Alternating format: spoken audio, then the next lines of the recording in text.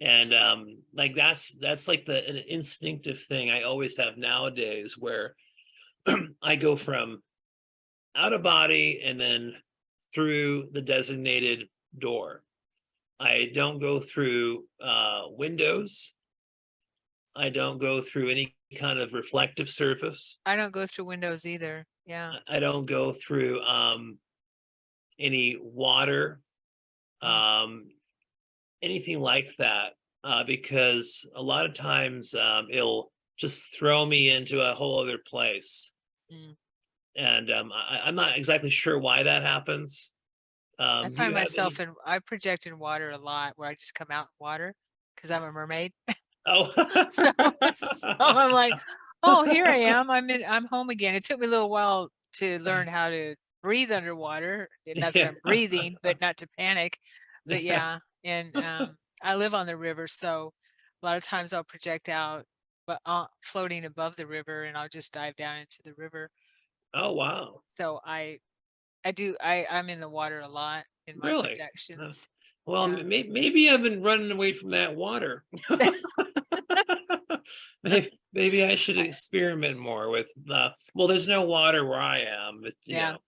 There's no. There's nothing around near me that would Yeah, I'm be. on the Tualatin. You're in Portland, so I'm on the Tualatin. So Yeah, yeah. there's no lake or river or ocean that's anywhere near my home.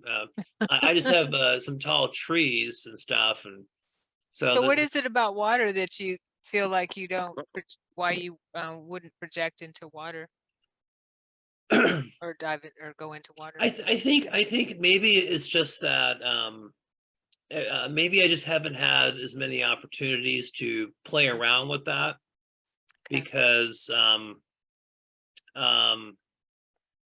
now when you say water, I'm talking about like physical plane, like a certain thing on the on Earth, and you're projecting out in that real time zone. Uh-huh. That's what I'm thinking about when I'm describing that. But in the astral structure, in these different worlds and astral reality constructs, there's also water there. Mhm. Um, and I go into that water, and I'll just walk, you know, just go underneath the water and just breathe. I just stumbled across that while in astral structure by accident, because I was just in a whatever I was doing in that projection, and then there was a wave, a wave of water came, and I was scared at first. I didn't know how to respond to it. I was about to just go back to my body and just reintegrate and just get away from it. But I got caught up in that wave, and then I realized instantly that I was just breathing in the water, like I wasn't like drowning. Right. I was just kind of just mixed in with it. Yeah. And then so I learned, like, it's kind of instantly, that there was no fear of water while in the astral plane structure. And also I found that a lot of these different worlds, there's like these places, like you're on a certain level of the astral plane, and then you'll see like either little like entrances, caves, tunnels, entrance structures, just different types of things. And you'll just kind of dive through those, or sometimes there's slides for me, and then I'm going Mhm. down like a big tube slide, and then I'm ending up in just another. It's almost like it's almost like an underground reality construct. It's almost like it's kind of like there being you're going out and on the earth plane, and you just go out into a field, and there's like this entrance just going down into another area underground. Mhm. But it's not that it's underground, but it's just kind of that feeling, you're just dropping down somewhere else. And usually when I go to these other little smaller little astral worlds, where there is a being that's basically started their own astral world at whatever given time, and they've brought different consciousness into that reality. there's a lot of water. Like I'll run into a lot of like islands, or just like a world where it's surrounded by water. Mm-hmm. So yeah, and then you mentioned mermaids. There's been maybe a handful of times where you see like mermaid like beings, Mm-hmm.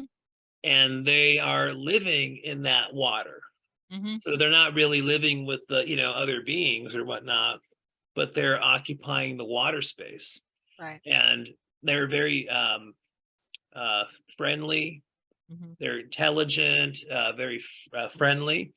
And there were a few times where they were kind of like there was like a sexual kind of Yeah, they're very prolific.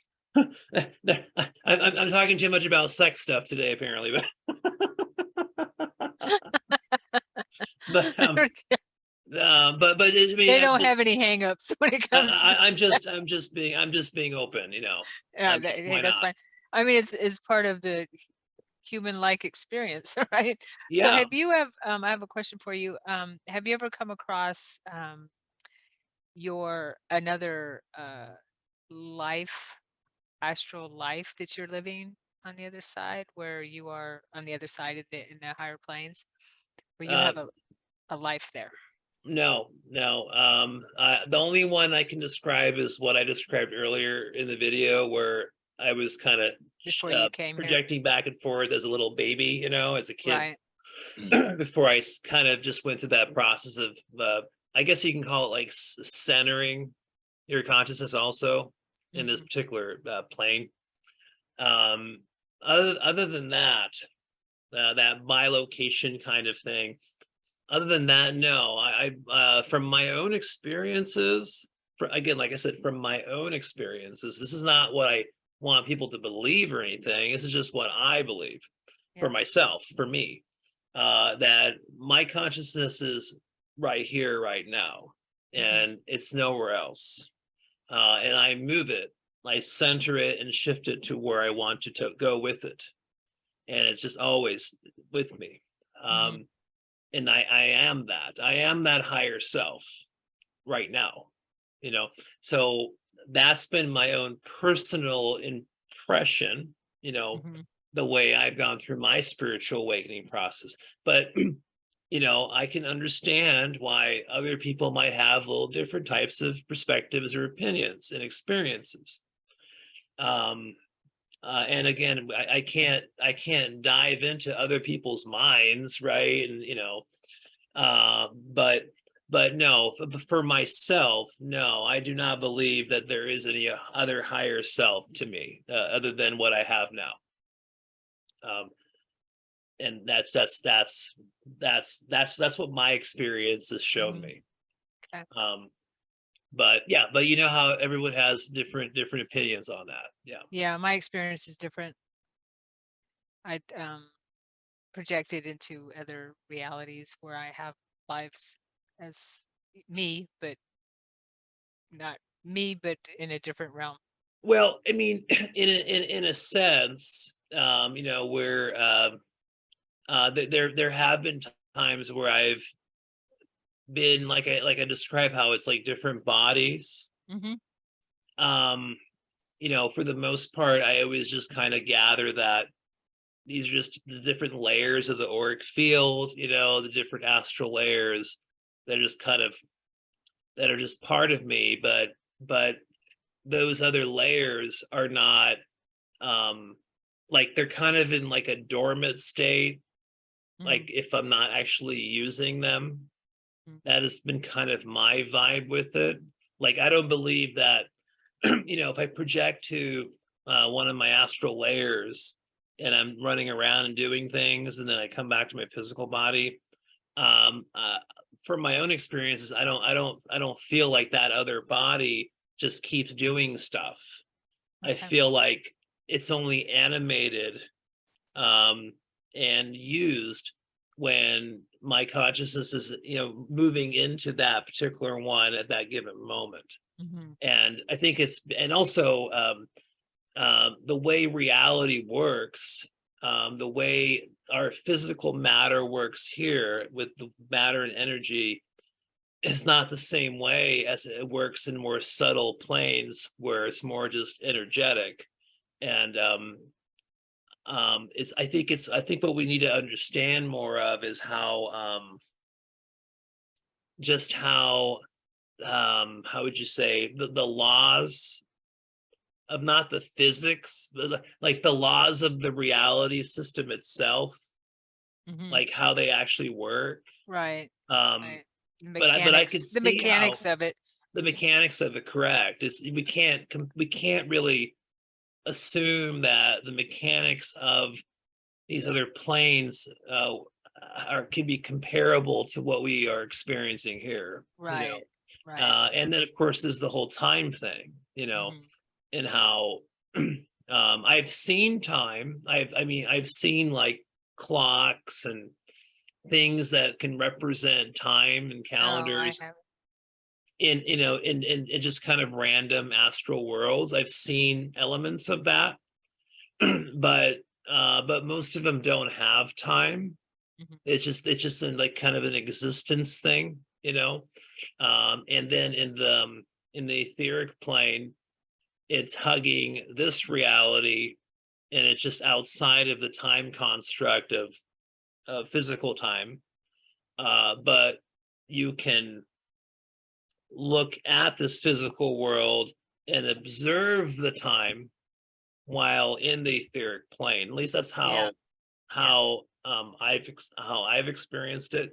And I think that some people they might be even I think for whatever reason I've had this like kind of split experience of like experiencing the etheric body and experiencing different astral layers, and it's kind of been a blend for me. Hmm. um but it's also possible that some people might bypass their etheric body and just project right into their astral layers. That's what And I've seemed to be doing lately. mm, Last, yeah, yeah, it's, that's what it seemed like when we talked last time. yeah. It seemed I mean, like I've you. projected into another reality where I'm living a life and I'm out for maybe 30 minutes, an hour, a long time, long time. And the time, and I'm actually living this life for weeks, months, years, maybe. Yeah, actually existing in this other reality. You mean that you're when you were projecting, it was like 30 minutes here, right? Right. In this reality, yeah. But there it's, you know, months, maybe. If, It- if it's the higher it is, mm. the longer the time, I guess you could say, the faster the Yeah, frequency, so there was more. this one OB experience I had where I projected to it's kind of it connects to what you're saying. I Hmm. projected to a large to a minor planet.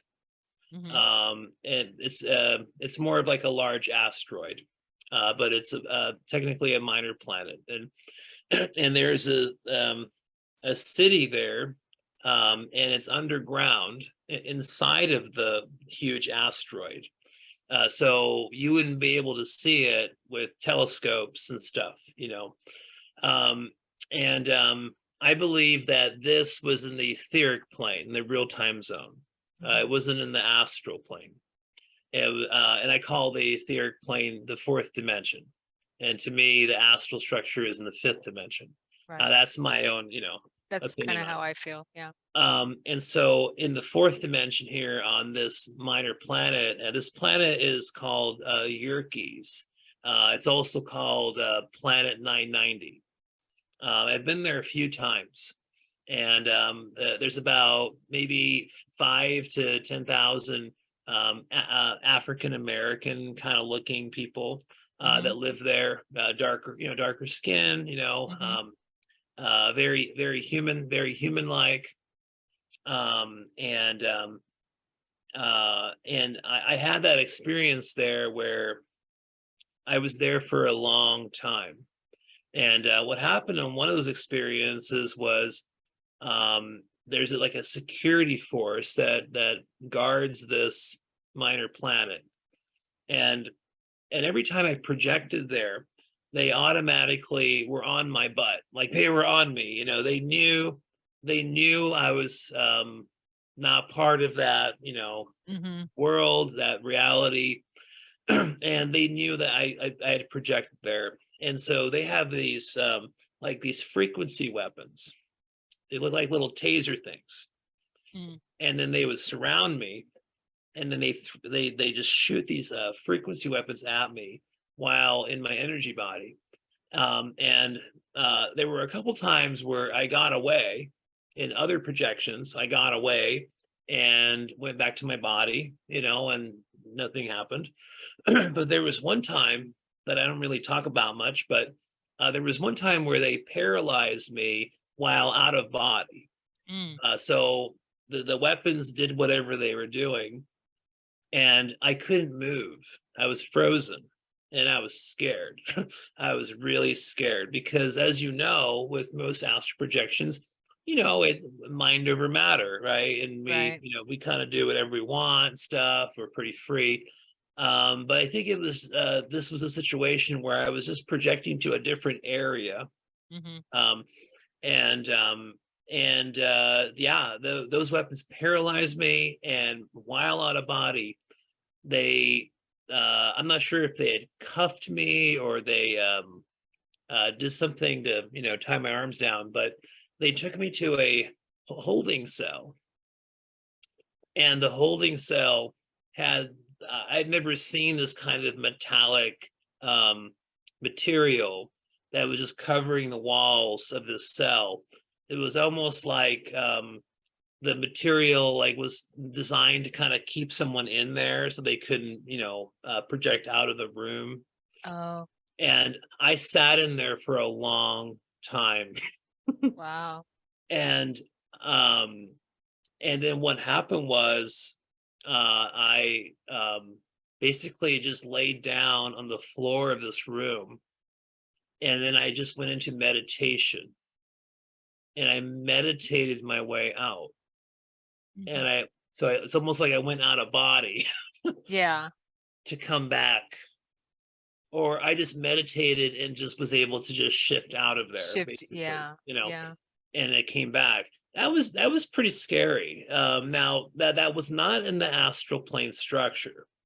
Like I said, that was in the etheric plane, real time zone in our solar system off of Earth.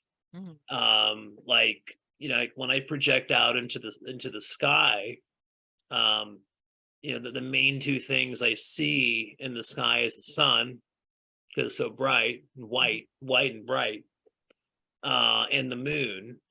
And those are really the only two things I can maybe target, or, you know, like visibly, like you make a target to go somewhere, but like to say to yourself, oh, I want to go to Orion, or, you know, some far out galaxy or something.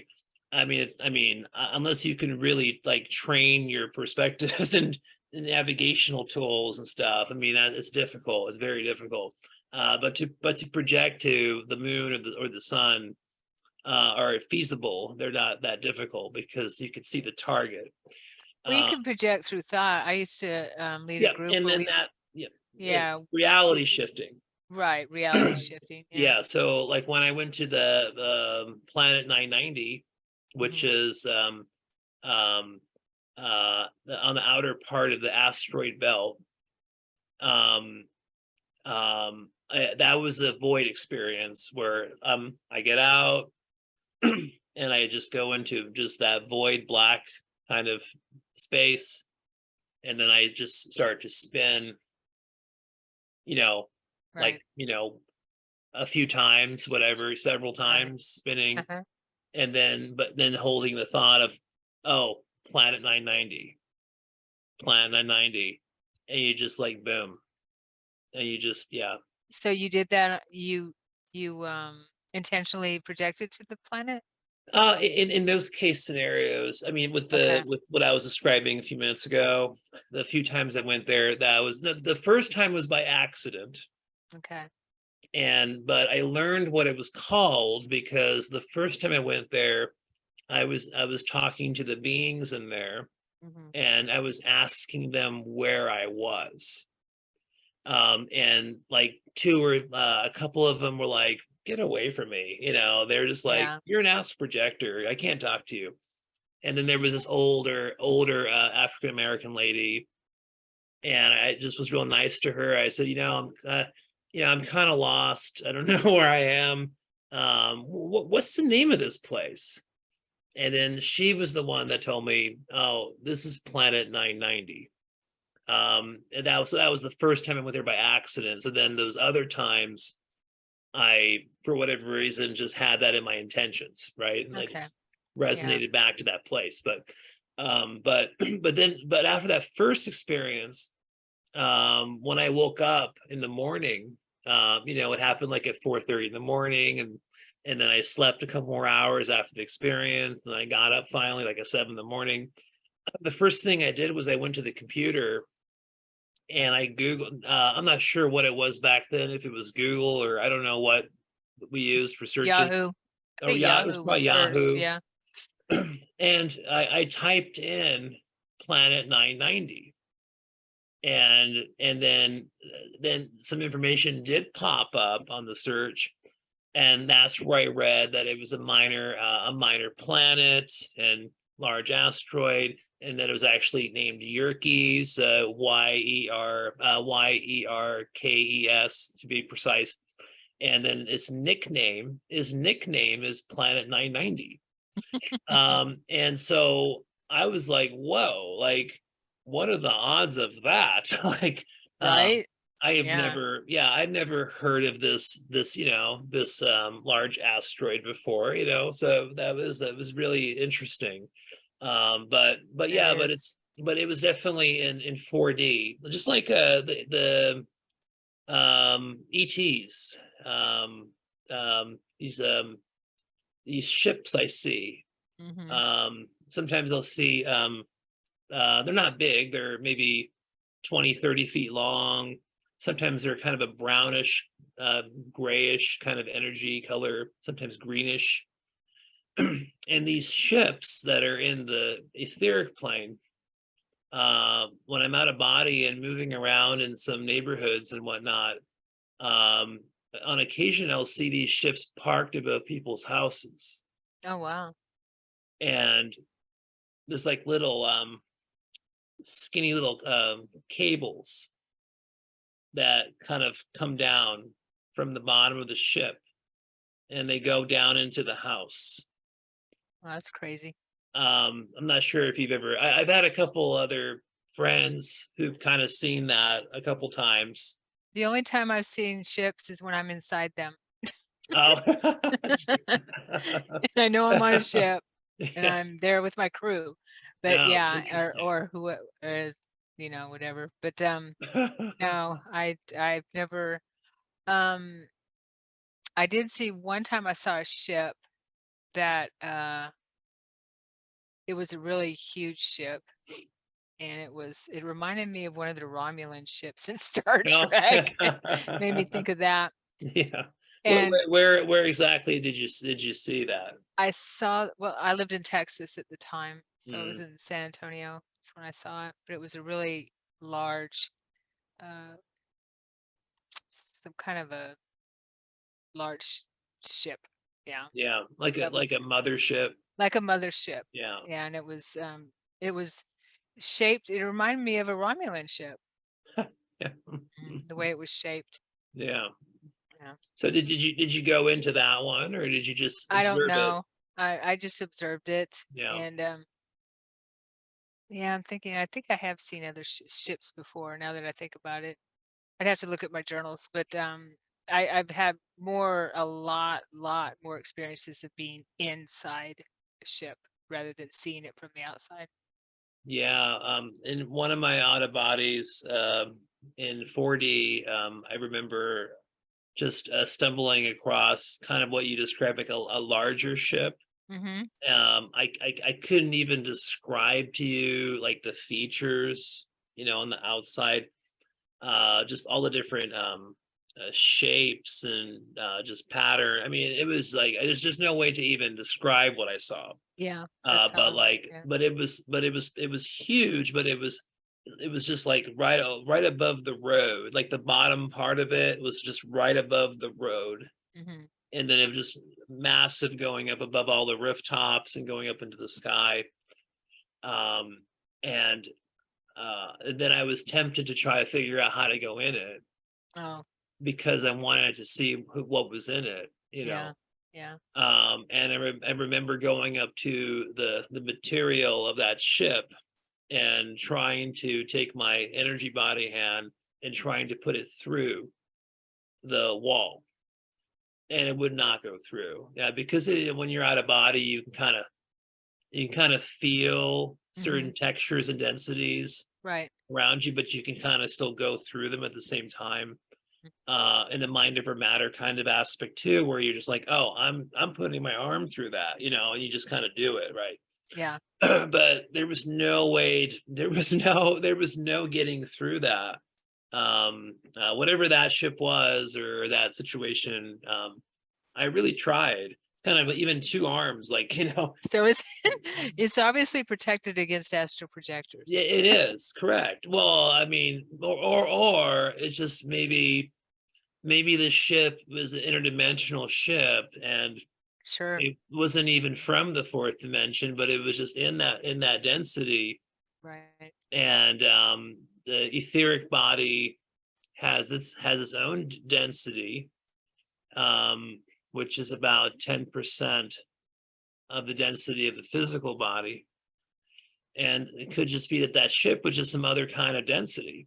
Right. You could see it, but it wasn't malleable with that, Yeah. with that energy body.